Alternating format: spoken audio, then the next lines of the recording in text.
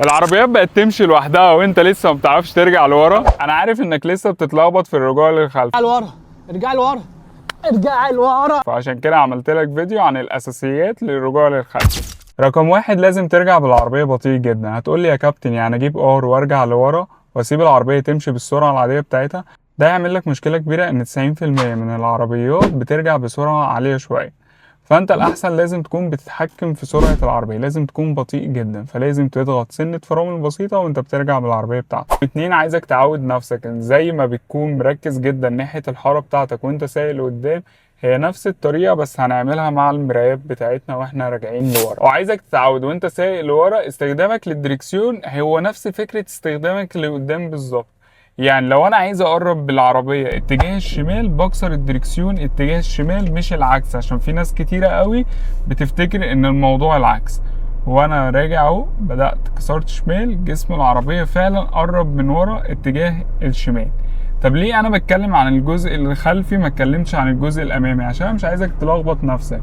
الجزء الامامي ده كل الفكرة منه انك تلاحظه بس هو هيخبط في حاجة يمين او شمال. يعني لو هو اتحرك مني اتجاه اليمين مش لازم اقعد احسب حسابات، كل الفكرة لو اتحرك مني اتجاه اليمين بالشكل ده وحسيت ان انا هخبط من حاجة بعد العجلي وبرجع استريت، يبقى انا مش هقعد احسب جسم العربية من قدام خالص هو بيتحرك ازاي. انا يهمني جدا ان جسم العربية من ورا بيتحرك ازاي. يعني الجزء اللي انا شايفه في المراية جنب العربية ده هو بيتحرك ناحية الشمال لما بكسر شمال بالشكل ده، لما بكسر يمين من اتجاه ايه جسم العربية الناحية التانية. ولو طبعا انا لاحظته في المراية دلوقتي انا لما كسرت يمين هو بعد عن الايه عن الرصيف. طب لو عايز اقرب للرصيف تاني هكسر شمال تاني، فده يخليني اقرب ناحية الرصيف بالشكل ده. هو ده بس اللي انا عايزك تركز عليه، ما تقعدش تحسب حسابات تلخبطك في الرجوع لورا. رقم 3، ازاي تلاحظ انك هتخبط. وهنا هنتكلم عن المسافة اللي ما بين جسم العربية والقمع. ودلوقتي لو في مسافة بينك وبين القمع بالشكل ده ورجعت ستريت، يعني عجلك تحت عدل ورجعت بالشكل ده، فاستحالة تخبط القمع بتاعك.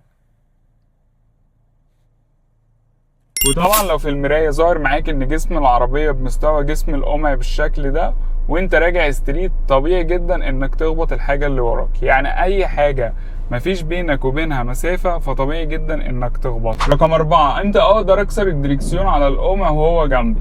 الفكرة كلها ان انت لازم تكون سايب مسافة بينك وبين القمع وبتفضل ترجع لحد ما مستوى القمع يكون بمستوى الأكرة بتاعت الباب اللي ورا، وفي اللحظة دي بتقف وتكسر الدريكسيون كله اتجاه القمع، وبالطريقة دي عمرك ما تخبط القمع بتاعك.